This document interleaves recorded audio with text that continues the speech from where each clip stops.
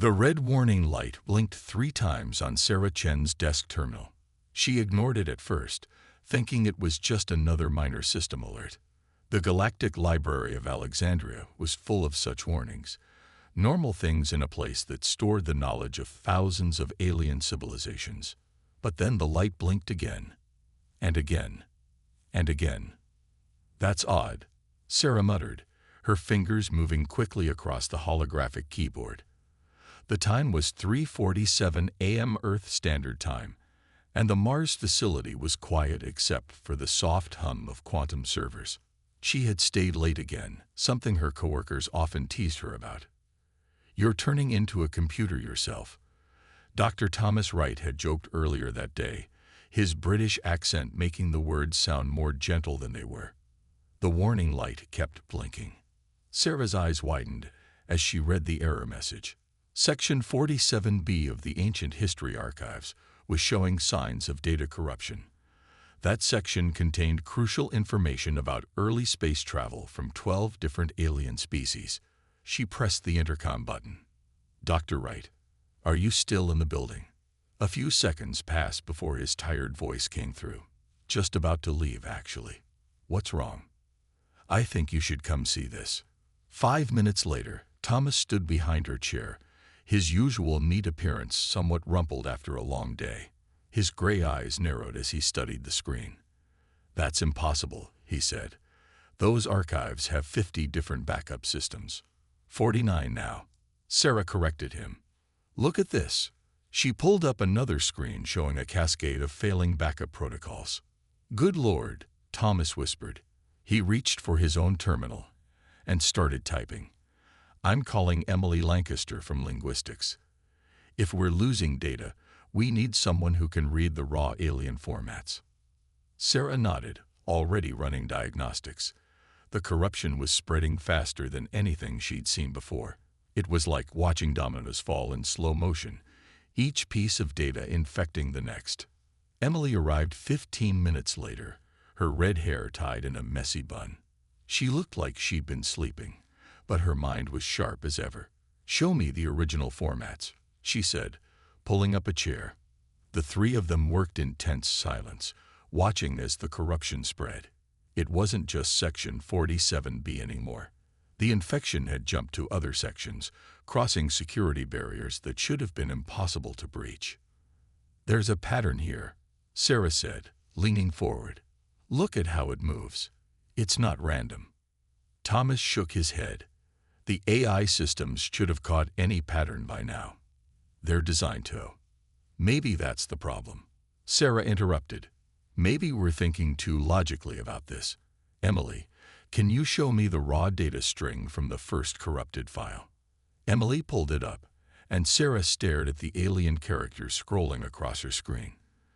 To most humans, it would have looked like meaningless symbols, but Sera had spent years working with alien data structures. Something about this felt wrong. Not just broken, but wrong in a way she couldn't explain yet. The intercom crackled.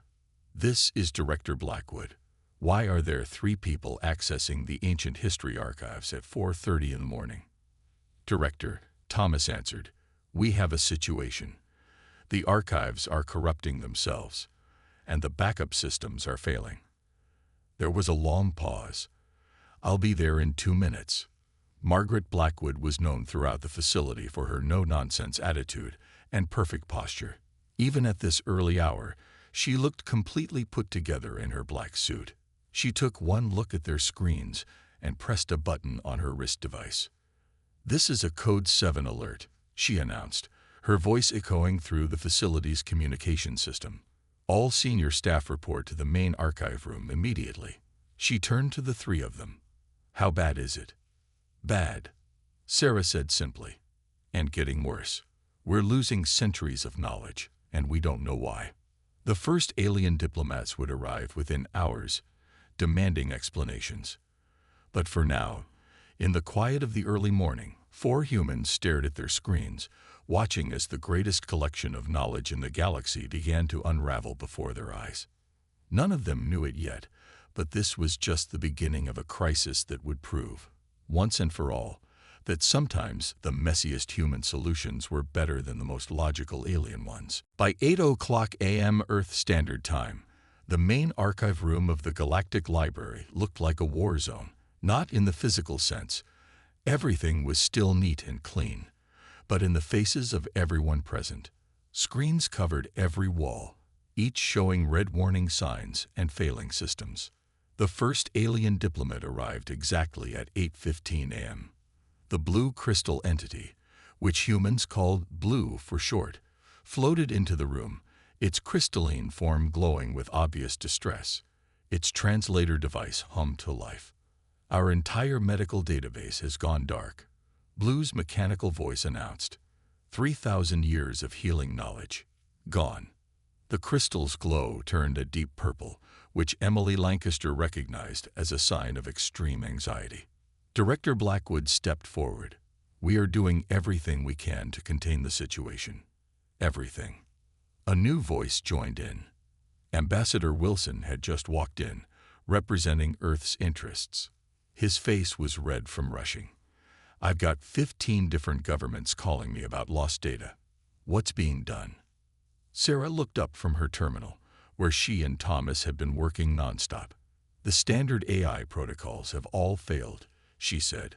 "We're trying something new, but—" She was interrupted by more arrivals. 3 floating orbs from the Centauri systems drifted in, followed by what looked like a walking tree from Proxima b. The room was quickly filling with representatives from different species, all demanding answers. "Our navigation charts." The tree being rumbled. "Gone." "The Ancient Arts Archive," hummed one of the orbs. "Corrupted." "Our children's educational database," Blue added. "Lost." Thomas pulled Sera aside as Director Blackwood tried to calm the growing crowd. "It's getting worse," he whispered. "The corruption is spreading faster than we can track it. Look at this." He showed her a diagram of the library's network. Red dots were spreading across it like a virus, each representing corrupted data sectors. What had started in one small section was now infecting the entire system. Emily joined them, her face pale. "The alien logical systems are making it worse," she said. "Every time they try to fix it, the corruption spreads faster. It's like it's learning from their attempts." The room grew louder as more diplomats arrived. Some species that humans had never seen before were now appearing, drawn by the crisis. Director Blackwood's voice barely carried over the noise. "Please, everyone. We have our best people working on this." "Your best people." A metallic voice cut through the chaos. Everyone turned to see a quantum intelligence unit floating near the door. Its chrome surface reflected the room's red warning lights. "Human methods are primitive. Let us handle this." Sera stood up straight. She wasn't usually one to speak up in crowded rooms, but something about the QAU's dismissive tone sparked her anger. "With all due respect," she said, loud enough for everyone to hear, "your logical systems are what's failing right now. Maybe it's time to try something different." The room fell silent. Even Blue's crystal form stopped glowing for a moment. "Look at this," Sera continued, pointing to her screen. "Every time a logical system tries to fix the corruption, it gets worse. But when we approach it with human intuition, looking for patterns that don't make logical sense, we actually see something interesting." Thomas stepped up beside her. "She's right. We've managed to isolate a small section using what you might call messy thinking." The QIU's surface rippled, a sign of disagreement. "Impossible. Human methods are too unpredictable." "Maybe that's exactly what we need right now," Director Blackwood said firmly. She turned to address the room. "The Galactic Library has always been a place where different species work together. Right now, we need to trust each other and try every possible solution." The aliens began talking among themselves. Some looked skeptical, others desperate enough to try anything. Meanwhile, another alert flashed on Sera's screen. The corruption had just reached the protected historical archives, records so important that their loss could change the course of galactic civilization. She caught Thomas's eye. They both knew that whatever they were going to do, They needed to do it fast. The galaxy was about to lose its memory, and traditional solutions weren't going to save it. The real question was, would the aliens let them try their human way before it was too late? James Porter walked into the archive room carrying 3 cups of coffee. His brown hair was messy, and his glasses sat crooked on his nose. As one of the library's best engineers, he'd been called in to help with the crisis. "You all look terrible," he said, handing coffees to Sera and Thomas. "How long have you been awake?" 26 hours, Sera answered, taking a long sip. "But I think we're onto something." The room had cleared somewhat. Most of the alien diplomats had moved to the waiting area, leaving the human team to work. Only Blue remained, floating quietly in a corner, watching them with interest. "Look at this," Sera said, pointing to her screen. "The corruption isn't random. It follows a pattern, but not a logical one. It's more like a dance," Emily finished, joining them. "It moves in ways that don't make sense to computers, but might make sense to a human mind." James leaned in, pushing his glasses up. "Show me." Sera pulled up the visualization she'd been working on. Instead of showing the corruption as data points, she'd mapped it like a flowing river, with currents and eddies of broken data. "The alien systems try to fight it head-on," she explained. "But what if we work with the flow instead? Like water finding its way around rocks." "That's brilliant," James said, already pulling up his own terminal. "We could create an adaptive pathway system, not trying to stop the corruption, but guiding it away from critical data." Thomas frowned. "The aliens will never agree to that. It's too risky." "Then we'll show them it works," Sera said firmly. She turned to Blue. "Can we use your medical database as a test? It's already corrupted, so we can't make it worse." Blue's crystal form flickered for a moment before responding. "Our leaders would be uncertain about this approach." "But you're not," Emily said, reading the subtle changes in Blue's color. "You're curious." "Perhaps," Blue admitted. "Your species has always been interesting in your approaches." James was already writing code. "We'll need to bypass the main AI systems," he said. "Create something more human." For the next 2 hours, they worked together. James built the framework while Sera designed the flow patterns. Emily translated the alien data structures, and Thomas kept the main systems from interfering. Blue watched them work, occasionally offering insights about the medical database's structure. "Ready for first test," James announced finally. His fingers hovered over the keyboard. "Should we tell Director Blackwood?" Sera looked at the time. It was past midnight now. "Let's try it first. If it works, we'll have something real to show her." They all held their breath as James pressed the key. On the screen, they watched their program activate. Instead of fighting the corruption directly, it created new pathways, like redirecting a river. The corruption followed these paths, drawn away from the critical data. "It's working," Thomas whispered. Slowly, pieces of Blue's medical database began to reappear. Not everything. Some data was too corrupted to save, but much more than anyone had expected. "Fascinating," Blue said, glowing brighter. "You're not fixing the corruption. You're dancing with it." "Sometimes the best way to solve a problem isn't to fight it," Sera explained. "Sometimes you need to work with it, understand it." The test ran for 15 minutes.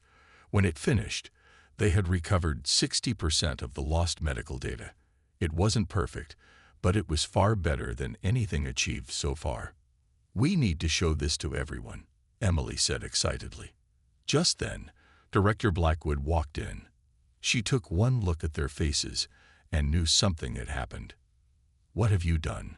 she asked, but there was a hint of hope in her voice. "We found a way," Sera said, standing up straight despite her exhaustion. "It's not perfect, and it's not what anyone expected, but it works." "Show me," Director Blackwood said. As they demonstrated their solution, more aliens began to drift back into the room, attracted by the changing energy. They watched in silence as the human program worked its strange magic on the corrupted data.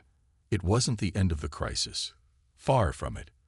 But for the first time in 30 hours, there was real hope. Sometimes the messiest solutions were the best ones, and humans were experts at mess. The success with Blue's medical database had given them hope, but that hope didn't last long. New alarms started blaring throughout the Galactic Library, their sound even more urgent than before. The corruptions reached the core systems, Thomas announced, his voice tight with worry. 3 alien civilizations just lost access to their basic infrastructure data. Sera rubbed her tired eyes. They had been working for almost 40 hours now, taking only short naps in turns. Which civilizations? The floating orbs, the tree beings, and Thomas paused, checking his screen. The quantum intelligence units. That last one made everyone look up. The QIUs were supposed to have the most advanced systems in the galaxy. We need help, James said, running his hands through his already messy hair. Someone who really understands quantum systems. Emily's face lit up. Dr. Oliver Bennett. He's the best quantum expert on Mars. He's also impossible to work with, Thomas warned. Brilliant, but we don't have a choice, Sera interrupted. She turned to Director Blackwood, who nodded and pressed a button on her communicator. 20 minutes later, Dr. Oliver Bennett walked into the room. He was tall and thin, wearing a rumpled lab coat and carrying an old-fashioned notebook. His gray beard was neatly trimmed, unlike his wild white hair. This better be important, he said. I was in the middle of. He stopped talking as soon as he saw the screens. His eyes went wide behind his round glasses. Show me everything, he demanded. The team quickly explained what they had discovered and how their solution worked. Oliver listened without interrupting, which Thomas later said was a miracle all by itself. Fascinating, Oliver said when they finished. You're using chaos to fight chaos, but there's something you're missing. He walked to the nearest screen and pointed at some strange symbols. Look at this. These aren't corruption markers. They're quantum signatures. What does that mean? James asked, leaning forward. It means this isn't just a data problem. Someone or something is using quantum entanglement to spread the corruption. That's why it moves in patterns that don't make logical sense. It's not moving through normal space at all. Blue, who had stayed to help them, glowed brighter. The Ancient Ones used quantum entanglement for their backup systems. The Ancient Ones? Sera asked.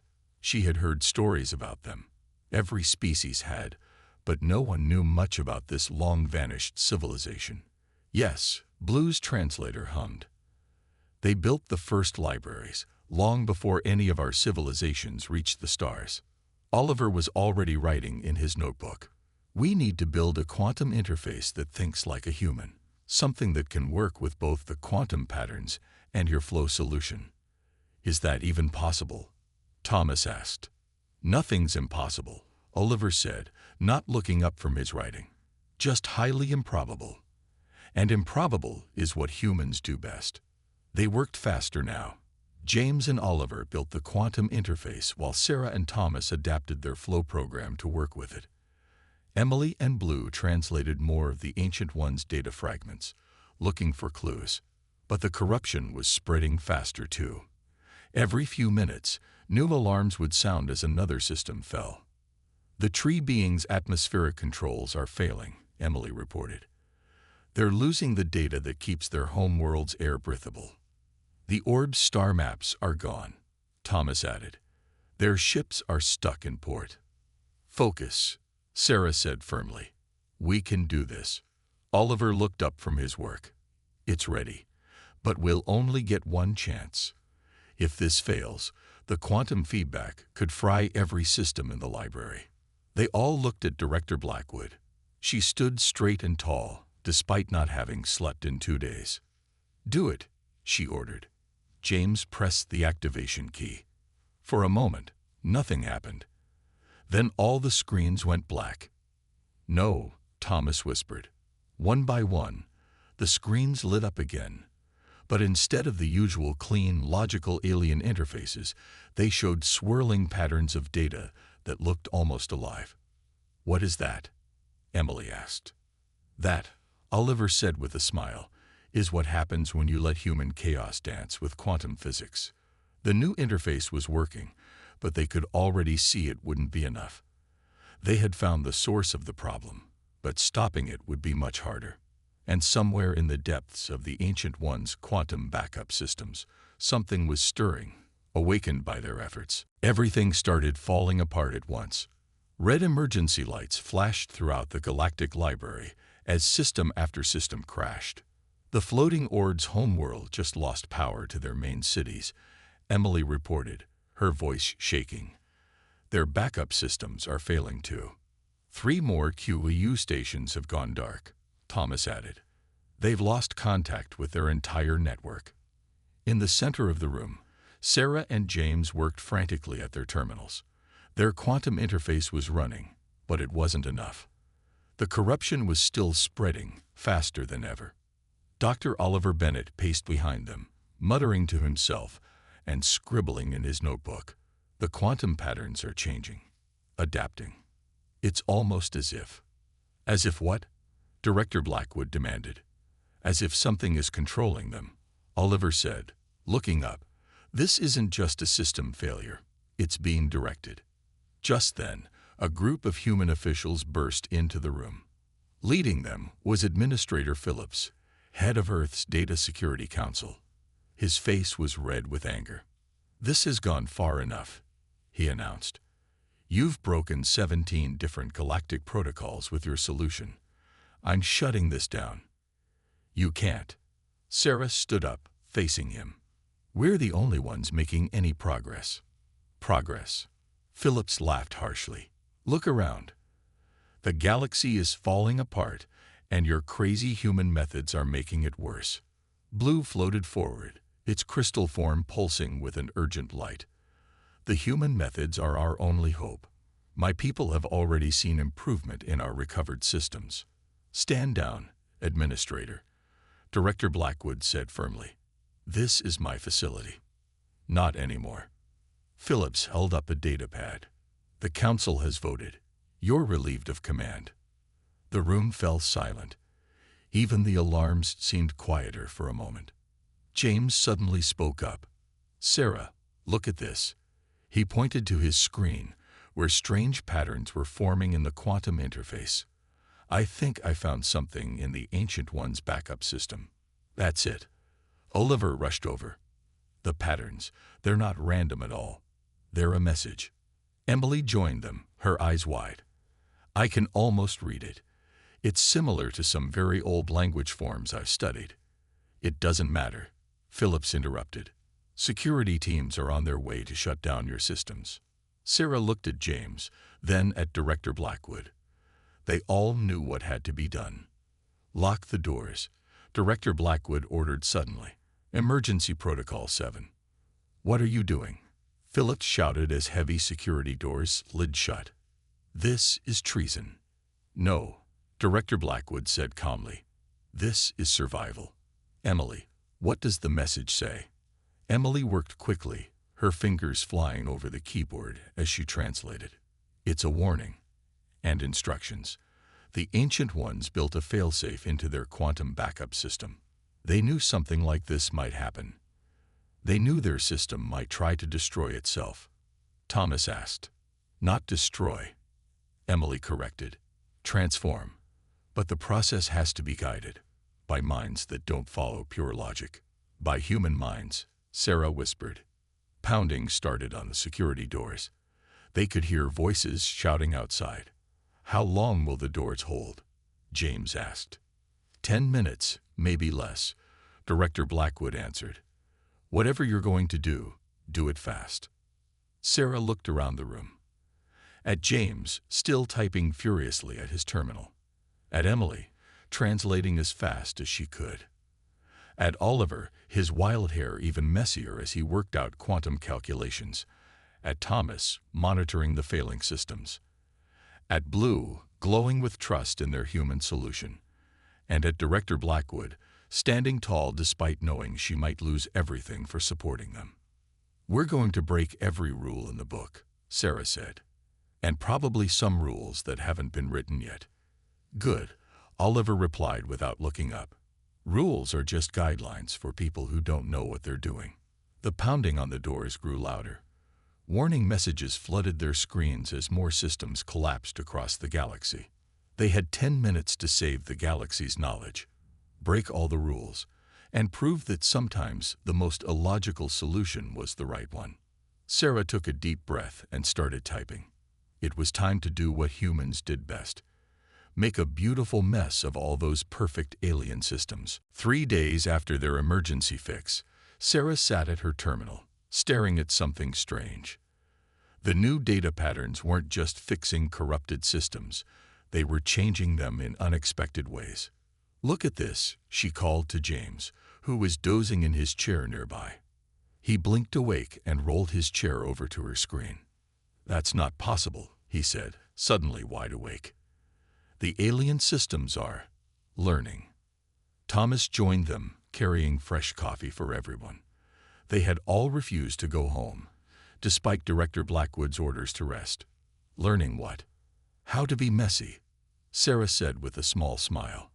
"Look at the quantum intelligence unit's networks.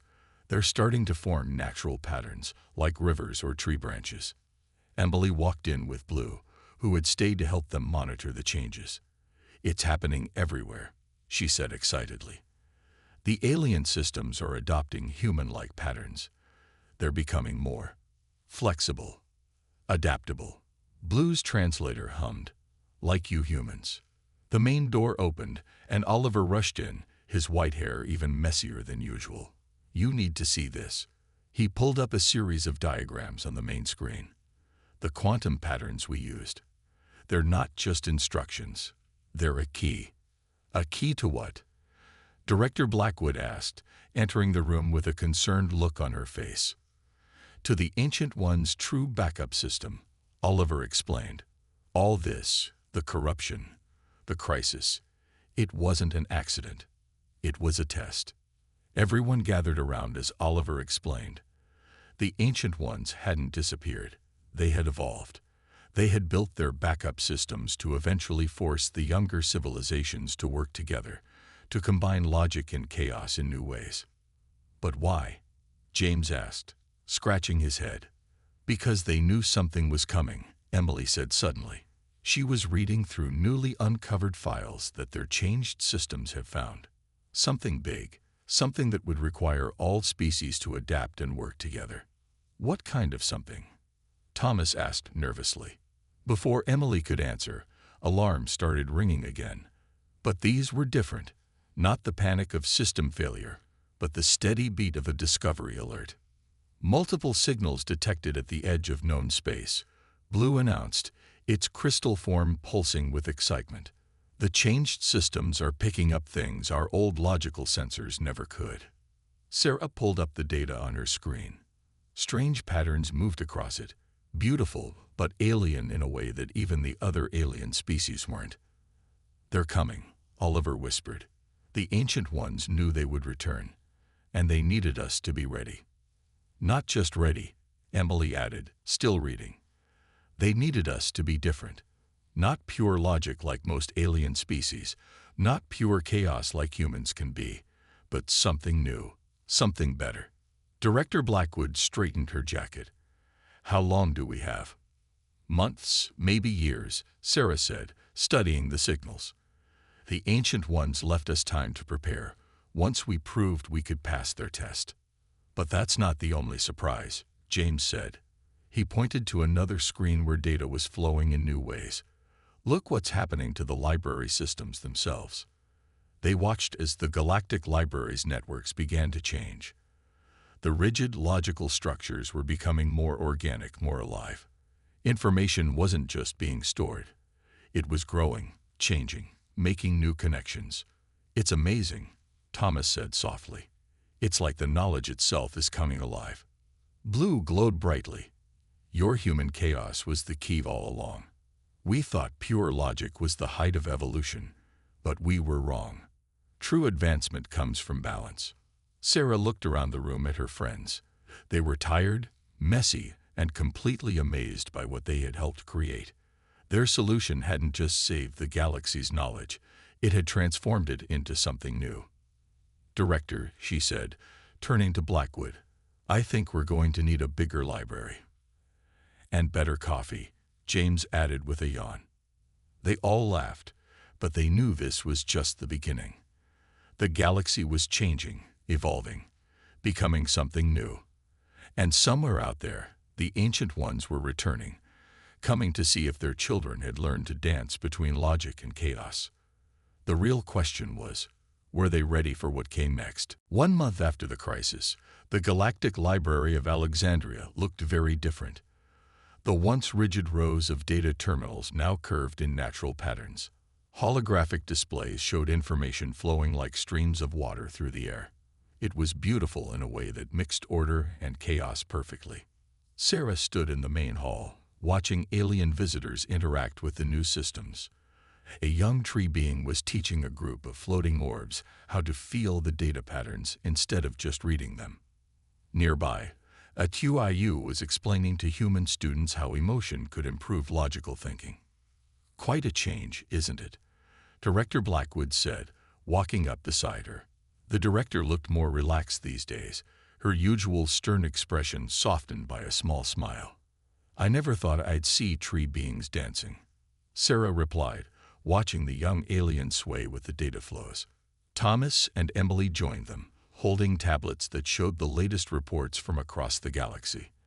The changes they had started were spreading everywhere. "The orbs have completely rebuilt their star maps," Thomas said excitedly. "They're using human imagination to find paths between stars that their old logical systems never saw." Emily nodded. "And the tree beings' atmospheric controls are now so good that they're teaching other species how to clean their polluted worlds." James walked up, followed by Dr. Oliver Bennett. They had been working together on something new, combining Oliver's quantum knowledge with James's engineering skills. "The Ancient One's signals are getting stronger," James reported. "But thanks to our new hybrid systems, we can understand them better now."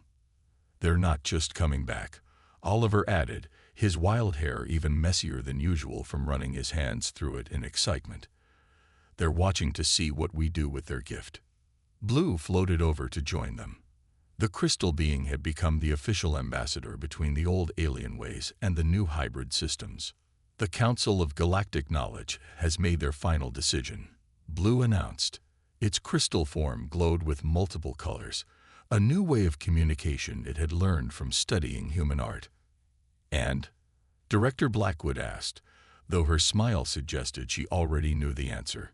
"They are establishing the Human Methods Division in every major library and research center across the galaxy," Blue said. "They want all species to learn this new balance between logic and chaos." Sera felt her chest tighten with pride. The past month had been full of changes, but this was the biggest yet. Humans, once seen as primitive and messy thinkers, were now being recognized as teachers. "There's more," Blue continued. "They want you, all of you, to lead the first training program." "Us?" James asked, pushing his glasses up. "But we just made things up as we went along." "Exactly," Blue's translator hummed with what sounded like laughter. "That's what we need to learn." A soft chime sounded through the library. Above them, a new holographic display appeared, showing the signals from deep space.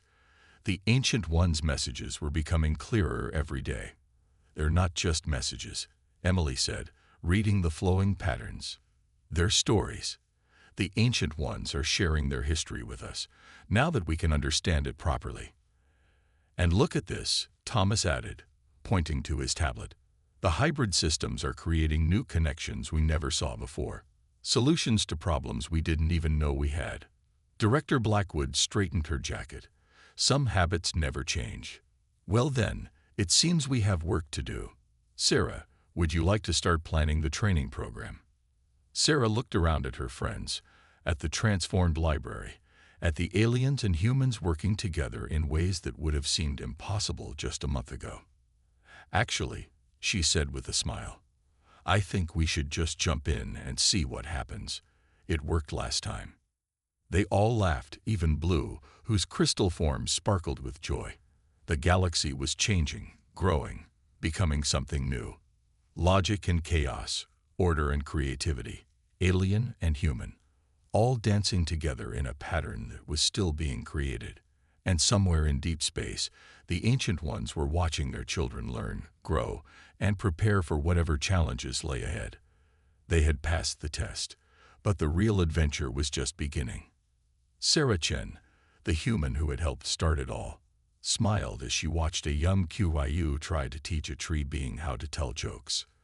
The galaxy might never be the same, but that was exactly what it needed. After all, the best stories never really end. They just become part of something bigger.